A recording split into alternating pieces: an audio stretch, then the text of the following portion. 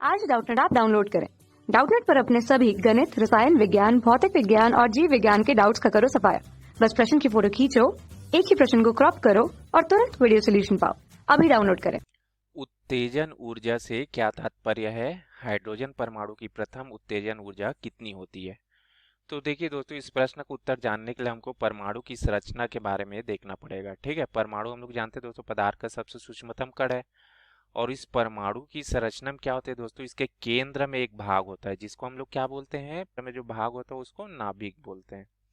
अब नाभिक में क्या होता है दोस्तों, दो प्रकार के कण होते हैं। एक होता है धनात्मक कण जिसको हम लोग प्रोटॉन बोलते हैं, और एक होता है अनावेशित कण जिसमें कोई आवेश नहीं होता जिसको न्यूट्रॉन बोलते हैं। तो ये तो पता है दोस्तों आप सभी को, है ना। तो ये प्रोटॉन और न्यूट्रॉन से मिलके ना ये नाभिक बनता है इसमें। ठीक है, इसमें बहुत सारे प्रोटॉन होते हैं। अब देखिए, ये नाभिक के चारों ओर ना वृत्ताकार कक्षाएं होती है दोस्तों। ये जैसे मैं अगर चित्र में इसको दिखाता हूँ दोस्तों, ये बहुत सारी है ना, ऐसे बहुत सारी रहती है वृत्ताकार कक्षाएं। ठीक है दोस्तों, तो ये देखिए बहुत सारे ऐसे वृत्ताकार कक्षा रहती है। अब ये वृत्ताकार कक्षा में क्या होता है दोस्तों, इसमें जो होता है ना इलेक्ट्रॉन्स होते हैं दोस्तों। ठीक है, जैसे मान लो ये पहला कक्षक है तो इसको ना n बराबर 1 लिखते हैं दोस्तों, प्रथम कक्षा को। दूसरे कक्षा को n बराबर 2, तीसरे कक्षा को n बराबर 3, चौथे कक्षा को n बराबर 4, पांचवे को 5, है ना, ऐसा लिखते हैं। n एक क्वांटम नंबर जिसको बोलते हैं। ठीक है, 1 2 3 4 5 ऐसे करके ये होता है। ठीक है दोस्तों, क्वांटम मतलब होता है दोस्तों, ये जैसे एन जो है ना 1/2 ऐसा नहीं लिख सकते हैं, या 0.5 ऐसा नहीं लिख सकते हैं, ये गलत है। ठीक है, हमेशा 1 2 3 4 5 6 इस रूप में लिखा जाता है। ठीक है, तो ये कक्षकों को ऐसे दर्शाते हैं। एन बराबर 1 मतलब प्रथम कक्षा, एन बराबर 2 मतलब द्वितीय कक्षा, एन बराबर 3 मतलब तीसरा कक्षा, एन बराबर 4 मतलब चौथा, ऐसा करके बढ़ता है। अब ये कक्षा में क्या होता है, इलेक्ट्रॉन्स की संख्या होती है दोस्तों। जैसे पहले कक्षा में मान लो 2 इलेक्ट्रॉन है, दूसरे में 3 है, तीसरे में 6 है, चौथे में 8 है। ऐसे इलेक्ट्रॉनों की संख्या होती है दोस्तों अलग अलग। ठीक है, और ये इसी वित्तीय कक्षा में ना ऐसे इलेक्ट्रॉन जो है ना नाभिक के चारों ओर ऐसे ना चक्कर लगाते रहते हैं दोस्तों, है ना। तो ये देखिए दोस्तों, ये परमाणु का एक पूर्ण संरचना इस तरीके से होता है। अब देखिए, उत्तेजन ऊर्जा किसको बोलते हैं।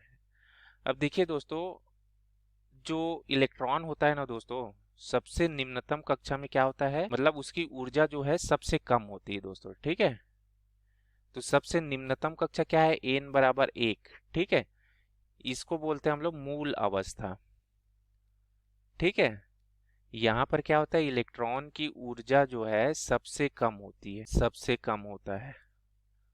ठीक है दोस्तों, अब ये इलेक्ट्रॉन की ऊर्जा जो है ना सबसे कम होती है, यहाँ पर इसका मान भी होता है। अगर मैं E1 बराबर लिखूं ऋण 13.6 इलेक्ट्रॉन वोल्ट। ठीक है दोस्तों, अब इलेक्ट्रॉन को जब मैं ना उच्च कक्षा में अगर ले जाऊंगा दोस्तों, किसी माध्यम से मान लो इलेक्ट्रॉन को हम लोग जंप कराते हैं, तो इलेक्ट्रॉन अगर उच्च कक्षा में जाता है, जैसे ये इलेक्ट्रॉन है, मान लो ये इलेक्ट्रॉन दूसरी कक्षा में चले गई।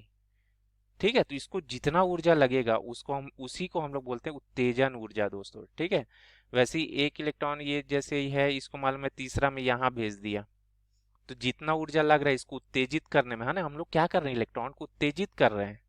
उत्तेजित कर रहे हैं मतलब उसकी ऊर्जा बढ़ा रहे हैं, है ना।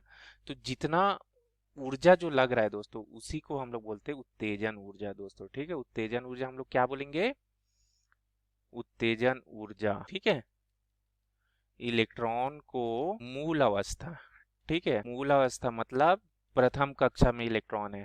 ठीक है, तो इलेक्ट्रॉन को मूल अवस्था से उच्च कक्षाओं में ले जाने के लिए आवश्यक ऊर्जा, इसी को हम लोग क्या बोलेंगे दोस्तों, उत्तेजन ऊर्जा। ठीक है, मतलब n बराबर पहली कक्षक से अगर दूसरी कक्षक में ले जाना है इलेक्ट्रॉन को, तो जितनी ऊर्जा लगेगी इसको हम लोग उत्तेजन ऊर्जा बोलते हैं।